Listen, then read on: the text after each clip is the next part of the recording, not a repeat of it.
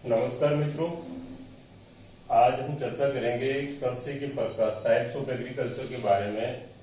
Agriculture वर्तमान में एक महत्वपूर्ण आर्थिक गतिविधि है।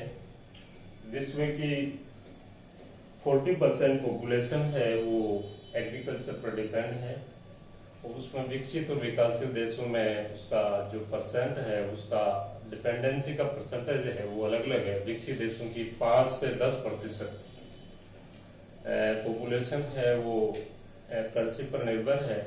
विकासशील देशों की 25 से 82% तक के जो पॉपुलेशन है वो एग्रीकल्चर पर डिपेंड है। इस प्रकार से जो दक्षिण एशिया के देश है उनकी 53% जनसंख्या है वो कृषि पर निर्भर है। कृषि में जो कृषि भूमि है उसका वितरण भी समान रूप से संपूर्ण विश्व में नहीं पाया जाता है। महाद्वीप वाइज अपन देखें तो उत्तरी अमेरिका और अफ्रीका है, उसके केवल 10% भूभाग पर ही एग्रीकल्चर होती है और यूरोप के 30% पे ऑस्ट्रेलिया ऐसा महाद्वीप है जिसके केवल 6% भूभाग पर एग्रीकल्चर होती है। इस प्रकार से जो कृषि भूमि है वो समान रूप से महाद्वीप या देश में नहीं पाई जाती है। जो कृषि भूमि में जो जोत का आकार है, जो सबसे बड़ा जोत का आकार है वो ऑस्ट्रेलिया में 3589 हेक्टेयर तक पाया जाता है और न्यूनतम देखें तो सिंगापुर में 0.1 हेक्टेयर से भी कम पाया जाता है। इस प्रकार से पूरे वैश्विक स्तर पर काफी वेरिएबिलिटी पाई जाती है, काफी भिन्नता है वो एग्रीकल्चर के मामले में पाई जाती है। आज अपन चर्चा करेंगे कृषि के प्रकार टाइप्स ऑफ एग्रीकल्चर के बारे में। निर्वाह कृषि, सबसिस्टेंस फार्मिंग जिसको कहा जाता है, नाम से पता लग रहा है कि निर्वाह इस प्रकार की जो कृषि है जो किसान के परिवार का केवल निर्वाह करे, उसको अतिरिक्त आमदनी प्रदान नहीं करे, उसको निर्वाह कृषि के नाम से जाना जाता है।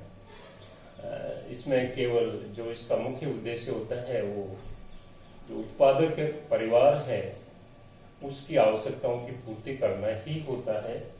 इसको ये 2 प्रकार की हो सकती है, स्थानबद्ध कृषि और स्थानांतरणशील कृषि, शिफ्टिंग एग्रीकल्चर जिसको कहते हैं। स्थानबद्ध यानी कि निर्वाह कृषि का वह प्रकार जिसमें जो कृषक है, फार्मर है, एक स्थान पर निवास करके वहां पे जो एग्रीकल्चर की जो एक्टिविटीज है या फसलें हैं उनको उगाता है, तो उसको स्थानबद्ध कृषि कहते हैं। और ये मुख्य रूप से जो उष्णकटिबंधीय आर्द्र क्षेत्र है वहां पर इस प्रकार की कृषि की जाती है। या ये कह सकते हैं कि जो अधिक जनसंख्या वाले देश या मानसूनी एशिया के देश, भारत, चीन है, बांग्लादेश, थाईलैंड, इंडोनेशिया, इनमें इस प्रकार की कृषि है वो की जाती है। और इस प्रकार की जो कृषि है उसका मुख्य उद्देश्य है वो परिवार का भरण पोषण ही होता है। इसका जो निर्वाह कृषि है इसका दूसरा जो प्रकार है वो स्थानांतरण कृषि या शिफ्टिंग एग्रीकल्चर है। नाम से पता लग रहा है शिफ्ट, यानी कि इस प्रकार की कृषि जिसमें जो कृषक है वो अपना निवास और कृषि क्षेत्र है उसमें निरंतर परिवर्तन करता रहता है, तो उस कृषि को शिफ्टिंग एग्रीकल्चर या स्थानांतरण कृषि के नाम से जाना जाता है। इसको स्लैश एंड बर्न यानी इसमें यह आदिम प्रकार की कृषि है। विशेष तौर से जो ट्राइब्स है वो इस प्रकार की कृषि करती है, वो जंगलों को काटती है, जलाती है, काट के जलाती है और वहां पे कृषि करते हैं 2-3 साल तक, और 2-3 साल के बाद में उस स्थान को छोड़ के दूसरे स्थान पर चले जाते हैं, फिर जंगल काटना, जलाना, फिर खेती करना 2-5 साल तक, और फिर इस प्रकार से वो शिफ्टिंग होती रहती है, उनकी स्थानांतरण, उनका स्थान बदलता रहता है। और ये जैव विविधता के लिए वर्तमान में काफी इसको खतरा माना जाता है। इसके कारण जंगल है वो जो वन क्षेत्र है वो बढ़ रहा है। शिफ्टिंग एग्रीकल्चर है उसके पूरे विश्व में अलग अलग नाम, उसको स्थानीय नाम अलग अलग नाम से उसको जाना जाता है। मलेशिया और इंडोनेशिया में इसको लदांग के नाम से जानते हैं। इसी प्रकार मध्य अमेरिका मैक्सिको में इसको मिल्पा के नाम से, ब्राजील में रोका के नाम से, वेनेजुएला में कोनोको के नाम से, कांगो एवं मध्य अफ्रीका में इसको मसोल के नाम से जानते हैं। उत्तरी पूर्वी भारत यानी असम, मेघालय है, नागालैंड, वहां पर इसको झूम के नाम से, झूम करसी के नाम से जानते हैं। म्यांमार में तुंगिया या टोंगिया के नाम से, मेडागास्कर जो द्वीप है वहां पर इसको टावी के नाम से, श्रीलंका में चेना के नाम से, और फिलीपींस में इसको टेगिन, थाईलैंड में ये तमलाई के नाम से जानी जाती है। और जो राजस्थान है उसका दक्षिणी पूर्वी राजस्थान, विशेष तौर से दक्षिणी राजस्थान, या जहाँ पे ट्राइब से भील है, भील, ग्रासिया, ये ट्राइब्स पाई जाती है, वहां पर इसको बत्रा या वाला के नाम से जाना जाता है। उसको भी फिर उसके भी सब प्रकार, सब टाइप है। जो मैदानी इलाकों में जो कृषि वाला है वो की जाती है, उसको दजिया, और जो पहाड़ी ढाल है उनके ऊपर जो कृषि की जाती है उसको चिमादा के नाम से जानते हैं। इसी प्रकार आंध्र प्रदेश में जो शिफ्टिंग एग्रीकल्चर है वो कोडू के नाम से जानते हैं उसको। केरल का जो पश्चिमी घाट का पर्वतीय क्षेत्र है वहां पर इसको कुमारी के नाम से।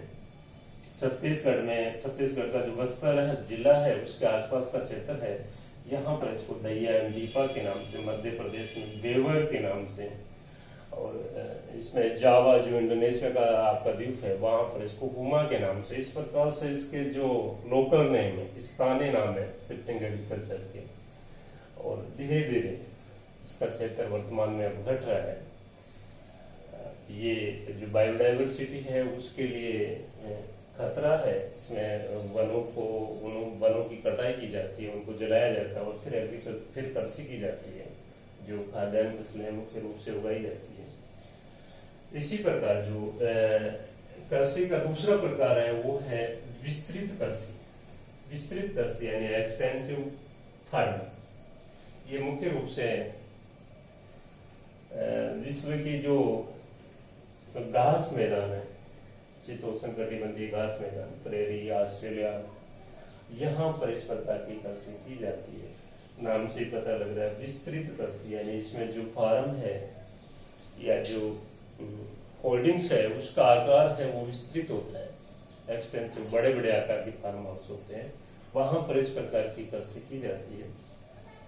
और ये इस प्रकार की कृषि है उसमें जो श्रमिक है वो कम लगे हुए रहते हैं, लेबर है वो कम लगती है। सारा का सारा अधिकांश कार्य है वो मशीनों द्वारा, यांत्रिक मैकेनाइजेशन ऑफ एग्रीकल्चर है वो इसमें सबसे ज्यादा है, उससे किया जाता है। इसमें प्रति व्यक्ति है वो उत्पादन अधिक होता है, प्रति हेक्टेयर उत्पादन कम होता है, पर हेक्टेयर उत्पादन कम होता है, परंतु जो कुल उत्पादन है वो ज्यादा होता है।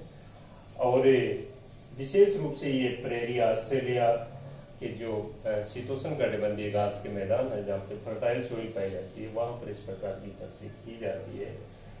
यहाँ पे विकसित देश है, उनकी जो जनसंख्या है वो 5 से 10% ही एग्रीकल्चर पर निर्भर है, डिपेंड है, परंतु वो जो कुल उत्पादन है वो एग्रीकल्चर प्रोडक्ट्स का कुल उत्पादन है वो काफी ज्यादा है, वो उसको उत्पादित करती है। इस प्रकार से हम कह सकते हैं कि जो विस्तृत कृषि है वो मुख्य रूप से विकसित देशों में की जाती है।